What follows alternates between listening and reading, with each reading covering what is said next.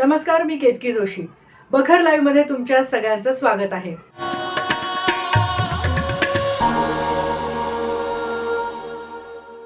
नरेंद्र मोदी यांच्या पंतप्रधान पदाच्या कार्यकाळात अयोध्येचं श्रीराम मंदिर उभारलं जाते.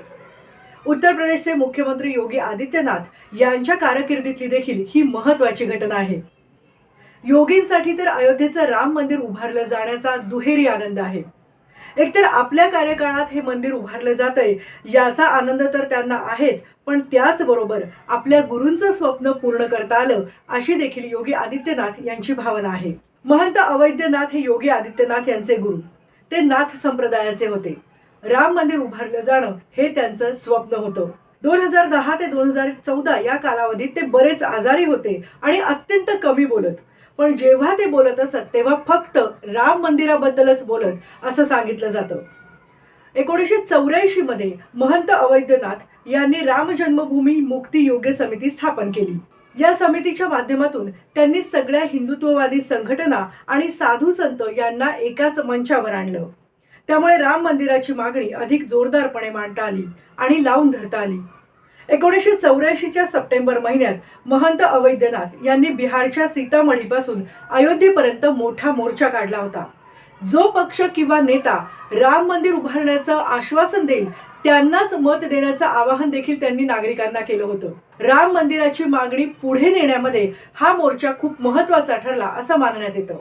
31 ऑक्टोबर 1985 ला कर्नाटक मधल्या उडुपीमध्ये एक धर्मसंसद झाली आणि या धर्मसंसदेत महंत अवैद्यनाथ आणि दिगंबर आखाड्याचे महंत रामचंद्रदास यांनी मशिदीचं कुलूप उघडण्याची मागणी केली होती.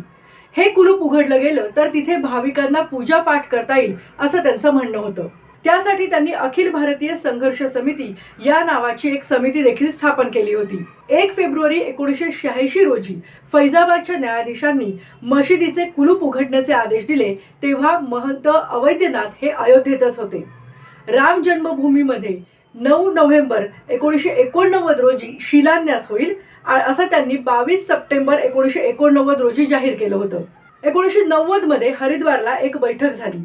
तिथे त्यांनी अयोध्येतलं बांधकाम सुरू करण्यासाठी साधू आता तिथे भेट देतील असं आवाहन देखील केलं होतं.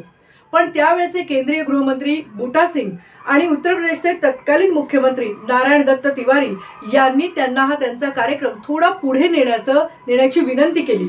पुढे नरसिंहराव पंतप्रधान झाल्यावर राम मंदिराच्या मागणीसाठी त्यांना भेटायला एक शिष्टमंडळ गेलं होतं आणि त्या शिष्टमंडळाचं नेतृत्व महंत अवैद्यनाथ यांनी केलं होतं. 30 ऑक्टोबर 1992 रोजी दिल्लीत धर्मसंसद होईल आणि 2 डिसेंबर 1992 रोजी कार सेवा सुरू होईल अशी घोषणा त्यांनी केली होती. योगी आदित्यनाथ हे जेव्हा महंत अवैद्यनाथ यांच्या संपर्कात आले तेव्हा त्यांनी नाथ संप्रदाय स्वीकारून संन्यास घेण्याचा निर्णय घेतला.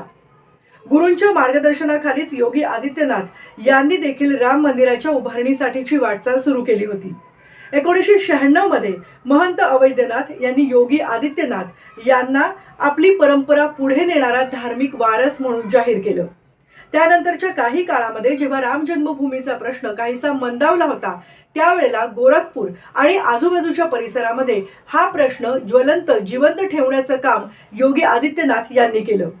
1998 मध्ये योगी आदित्यनाथ हे पहिल्यांदा संसदेवर निवडून गेले आणि त्यावेळी लोकसभेतही त्यांनी हा प्रश्न मांडला होता. 2017 मध्ये योगी आदित्यनाथ हे उत्तर प्रदेशचे मुख्यमंत्री म्हणून निवडून आले आणि त्यानंतर मात्र राम मंदिर उभारणीच्या प्रयत्नांना वेग आला. 2024 मध्ये हे मंदिर बांधून पूर्ण झालं. हे मंदिर पूर्ण होणं ही मुख्यमंत्री म्हणून योगी आदित्यनाथ यांच्या कारकिर्दीतली एक महत्त्वाची घटना, एक अत्यंत महत्त्वाचा टप्पा तर आहेच, पण त्याचबरोबर त्यांच्यासाठी तो एक सगळ्यात मोठा भावनिक क्षणही आहे.